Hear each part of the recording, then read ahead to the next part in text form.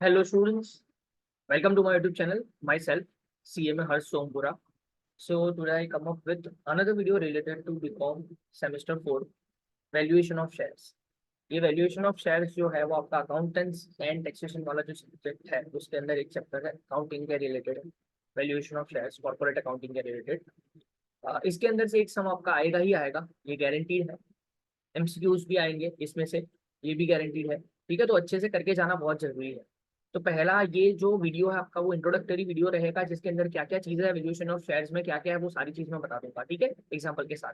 चलो जल्दी से स्टार्ट करते हैं विदाउट वेस्टिंग एनी टाइम। अगर एक रिक्वेस्ट के साथ, अगर आपको ये वीडियो अच्छा लग रहा है, please do like share and subscribe as much as possible. Thank you so much. We shall start.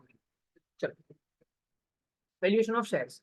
Valuation of shares क्या होता है पहले तो वो समझना जरूरी है। वैल्यूएशन ऑफ शेयर्स होता क्या है? सबसे पहले कंपनी जब भी, आपने देखा होगा कि करंट मार्केट प्राइस, ये शेयर्स की मार्केट प्राइस 50 रुपए है, 100 रुपए है, ऐसा आपने देखा होगा कि बहुत सारा फ्लक्चुएशन आता होगा, वो सारी चीज आपने देखी होगी। तो कैसे कैलकुलेट होता है, वो सारी चीज कैलकुलेट करना जरूरी है। जब कंपनी ने शेयर इश्यू किया होगा, मे बी उसका शेयर हो 10 रुपए का हो, फेस वैल्यू 10 रुपए की हो, 100 रुपए की हो, ठीक है, 1 रुपया की भी हो, तो it is up to them कि उनको फेस वैल्यू कितनी रखनी है। लेकिन जैसे जैसे बिजनेस आगे बढ़ता जाता है ना, तो उसकी वैल्यू भी बढ़ती जाती है, इंक्रीज होती जाती है, या उसके परफॉर्मेंस के हिसाब से डिक्रीज होती जाती है। तो आज अगर मैं कंपनी, कोई भी कंपनी है, कोई भी कंपनी 10 साल से वर्क कर रही है, तो आज उसकी कंपनी के वर्किंग के हिसाब से उसकी वैल्यू क्या होनी चाहिए, उसके एक शेयर की वैल्यू क्या होनी चाहिए, वो मेथड वो कैसे कैलकुलेट करे। तो कैलकुलेशन क्या होना चाहिए, कौन सी चीजें हैं जो कंसिडरेशन में लेनी चाहिए कि आज उसकी वैल्यूएशन, उसका जो भी काम करने का तरीका है, वो जो भी कंसिडरेशन में लेना है, वो सारी चीजें कंसिडरेशन में लेने के बाद what should be the valuation of that company. Company का वैल्यूएशन क्या होना चाहिए और उसका वैल्यू, उसके शेयर का वैल्यूएशन क्या होना चाहिए, ताकि हम जब भी आज मैं परचेस करना चाहूँ उस कंपनी का एक शेयर, तो वैल्यू सही हो। ठीक है, तो वो वैल्यू फाइंड आउट करने के लिए आपके दो मेथड है, हालांकि तीन मेथड है लेकिन अल्टीमेटली दो ही मेथड है। सबसे पहला है net asset method. Net asset method का दूसरा नाम है asset banking method, intrinsic value method. ये इंट्रिंसिक वैल्यू मेथड आपको ज्यादातर यूज में आता है। आपको इंट्रिंसिक वैल्यू मेथड बोल देंगे, या तो net asset value, net asset method बोल देंगे, या तो ब्रेकअप वैल्यू मेथड। ठीक है, ये अलग अलग नाम है लेकिन एक ही है अल्टीमेटली, कि नेट एसेट फाइंड आउट करो और उसको divide by number of shares कर दो, दैट्स इट। ये आपका net asset method.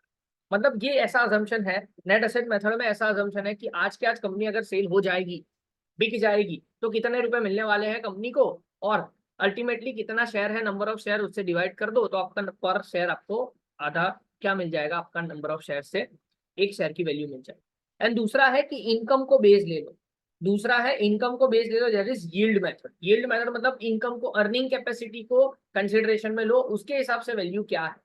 Earning capacity valuation method या तो यील्ड मेथड, दोनों सेम ही है, दोनों वैल्यूएशन से। थर्ड है फेयर वैल्यू मेथड। ये दोनों में से जो भी वैल्यू आए, ये दोनों की जो भी वैल्यूएशन आए उसको प्लस कर दो, डिवाइड बाय 2 कर दो, तो फेयर वैल्यू मेथड से आपका आंसर आ जाएगा। ठीक है, तीन मेथड है। आपको फेयर वैल्यू पूछे तो आपको दोनों मेथड करनी पड़ेगी, प्लस करके डिवाइड बाय 2 कर दो, मतलब फेयर वैल्यू आपको मिल जाएगा। It is that simple. Okay, अब मैं आपको समझाता हूँ कि सबसे पहले इंट्रिंसिक वैल्यू मेथड है क्या। सबसे पहला है intrinsic value method. Intrinsic value मतलब सिंपल सिंपल बोलूं तो net asset value method. Net asset आपको फाइंड आउट करना है कंपनी का करंटली आज का नेट एसेट फाइंड आउट करना। आज का नेट एसेट कैसे find out sir? Net asset का फॉर्मूला ये है, total asset minus total liability. एकदम सिंपल सा फॉर्मूला है, आपको सिंपल सिंपल यही फॉर्मूला फॉलो करना है, total asset minus total liability. Sir अब ये कैसे करें total asset minus total liability? Simple simple है कि आपके बिजनेस में जो भी एसेट्स है उसकी, अगर जो भी एसेट्स पड़ी है उसकी वैल्यू कंसिडर करते रहो। अगर एडजस्टमेंट में नई वैल्यू दी है तो नई वैल्यू लो, अगर नहीं दी है तो पुरानी वैल्यू लेके कंसिडरेशन में लेते रहो। Simple simple asset. Okay, total asset minus total liability आपको फाइंड आउट करना है इंट्रिंसिक वैल्यू में। क्या फाइंड आउट करना है? Total assets minus total liability. अब टोटल एसेट्स में क्या क्या चीज है, अगर आपको गुडविल की नई वैल्यू दी हो, ये बहुत ही इंपॉर्टेंट तीन पॉइंट है जो आपको कंसिडरेशन में लेने हैं। Amount of goodwill given in additional information then edit. क्या बोला है, अगर एडिशनल इन्फॉर्मेशन में गुडविल का अमाउंट दिया है तो ही ऐड करना है वो नया अमाउंट। अगर पुराना अमाउंट गुडविल में लिखा हुआ भी है तो भी आपको ऐड करने की जरूरत नहीं, क्योंकि पास्ट गुडविल आपने जो परचेस किया उसके, उसने आज उसकी वैल्यू कंसिडरेशन में ली जाएगी कि नहीं ली जाएगी, वो गारंटी नहीं है। इसी वजह से अगर एडजस्टमेंट में गुडविल की वैल्यू ना दी हो तो गुडविल को कंसिडर करने की जरूरत नहीं है, पर अगर एडजस्टमेंट में गुडविल दिया हो तो एडजस्टमेंट वाला गुडविल ही लेना है। ठीक है, preference shares capital and arrears of preference must be deducted from net assets. मतलब क्या, देखो प्रेफरेंस शेयर कैपिटल आपको क्या करना है, नेट एसेट में से प्रेफरेंस शेयर कैपिटल आपको माइनस कर देना है। मतलब नेट एसेट्स में जब भी total assets minus total liability करोगे तो टोटल लायबिलिटी में आपको सारी चीजें माइनस करनी है, debentures, bank loan, current liabilities, preference share capital भी माइनस करना है, प्रेफरेंस शेयर डिविडेंड अगर आपने नहीं पे किया तो माइनस करना है, वरना कुछ भी नहीं करना है। Okay, and notional call should be added. Notional call मतलब क्या, कई बार ऐसा होता है कि आपने अभी तक इक्विटी शेयर्स के ऊपर सपोज 100 रुपए का इक्विटी शेयर है, उसके अंदर 75 रुपए आपने मंगवा लिए हैं, 25 रुपए अभी भी मंगवाने बाकी है, तो वो आपको ऐड करना है। Simple simple as that. Okay, and formula क्या है, जैसे ही नेट एसेट आपके हाथ में आ गई, divide by number of shares कर दो, तो आपको पर शेयर वैल्यू मिल जाएगी।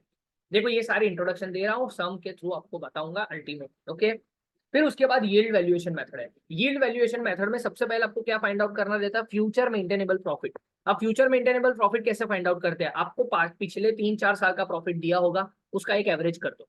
आपको 3-4 साल का प्रॉफिट दिया होगा, इसको एक एवरेज कर दो, सिंपल सिंपल एज दैट। आपको क्या करना है, एवरेज करना है, एवरेज प्रॉफिट निकालना है।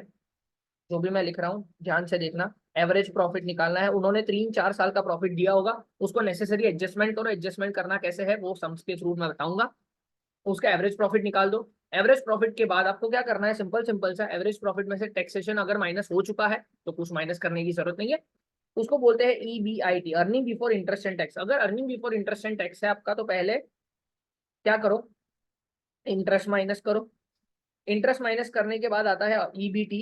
EBT होगा तो उसके अंदर से टैक्स माइनस करो। टैक्स माइनस करने के बाद आता है earning after tax. Earning after tax के बाद आपको प्रेफरेंस डिविडेंड माइनस करना रहेगा हमेशा।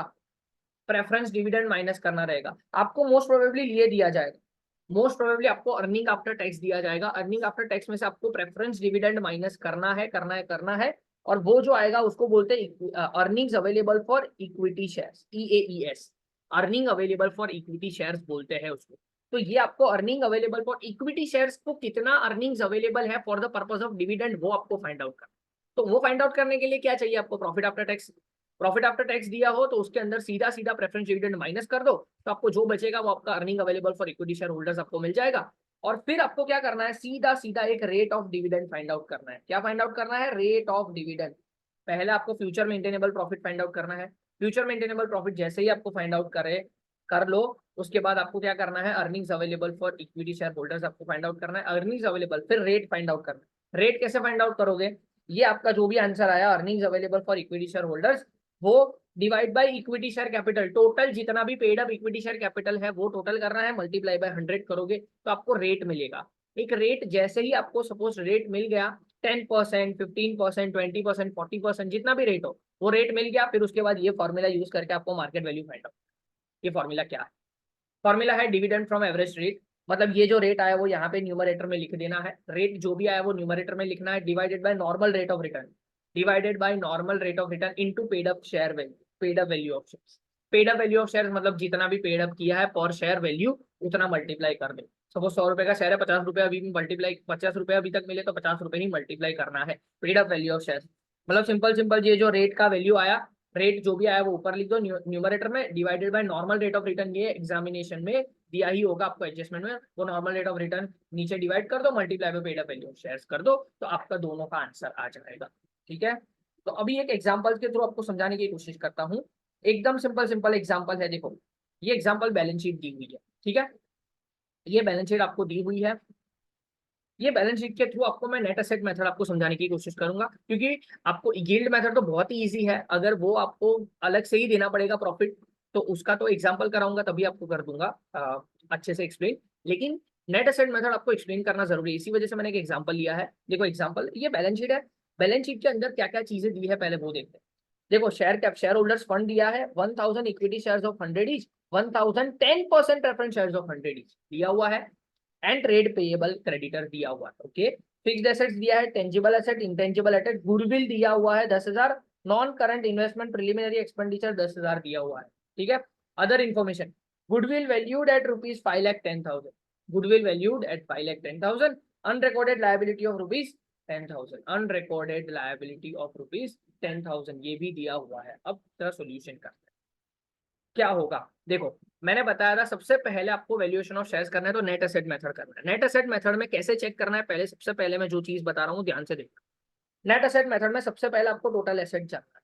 क्या बोला है, goodwill valued at rupees, goodwill this is about goodwill, ये गुडविल नहीं है, इसको मैं चेंज कर देता हूँ।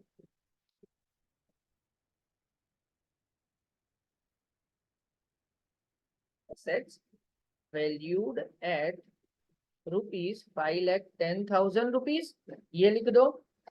एंड फिर यहाँ पे नॉन अनरिकॉर्डेड लायबिलिटी।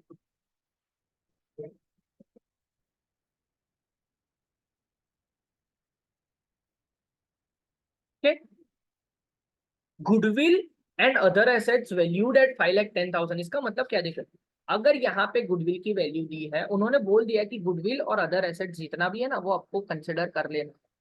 मतलब एसेट्स की वैल्यू अगर यहाँ पे नहीं दी होती, एसेट्स में कितनी कितनी है चीज, सर दो ही एसेट है एक्चुअली देखा जाए तो, ये प्रिलिमिनरी एक्सपेंडिचर है, एसेट नहीं है, ये खर्चा है। खर्चा कभी भी एसेट नहीं हो सकता। तो अदर नॉन करंट एसेट जो कोई भी अगर एडवर्टीजमेंट सस्पेंस अकाउंट दिया है, प्रिलिमिनरी एक्सपेंडिचर दिया है, ये सारी चीजें खर्चे हैं, ये ऐड करने की जरूरत नहीं है सर।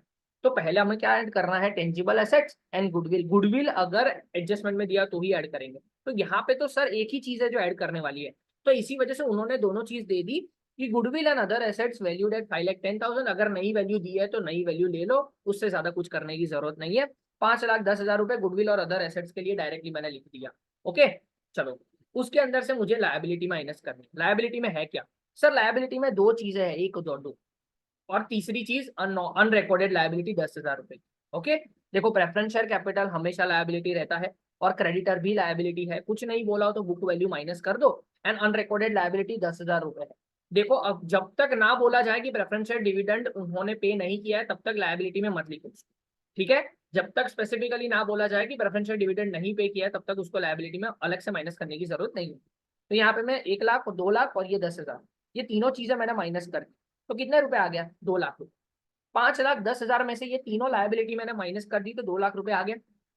2,00,000 रुपए valuation of equity share, 2,00,000 divide by कितने शेयर है सर, 1,000 शेयर है, 1,000, तो मेरा 200 रुपए का एक शेयर है, that's it. This will be your valuation of shares, simple as that. ये नेट एसेट मेथड है। नेट एसेट मेथड बहुत ही इजी है। नेट एसेट मेथड में आपको सीधा सीधा एसेट्स की जो वैल्यू अगर एडजस्टमेंट में दी है तो एडजस्टमेंट की वैल्यू लो, नहीं दिए तो बुक वैल्यू ले लो, सिंपल सिंपल, और ऐड करते जाओ, ऐड करते जाओ। और लायबिलिटी में जो चीजें दी है, अगर बुक वैल्यू दी नहीं दी है, अगर एडजस्टमेंट में वैल्यू तो बुक वैल्यू ले लो, और अगर एडजस्टमेंट में वैल्यू दी है तो एडजस्टमेंट की वैल्यू दे, उससे ज्यादा कुछ करने की जरूरत है ही नहीं। ओके, तो नेक्स्ट वीडियो से हम क्या करेंगे, सम्स करेंगे, सम्स की प्रैक्टिस करेंगे। कीप वॉचिंग दीज वीडियोस, और ये आपको डेफिनेटली हेल्पफुल रहेंगे आपके examination purpose. Thank you so much, keep watching.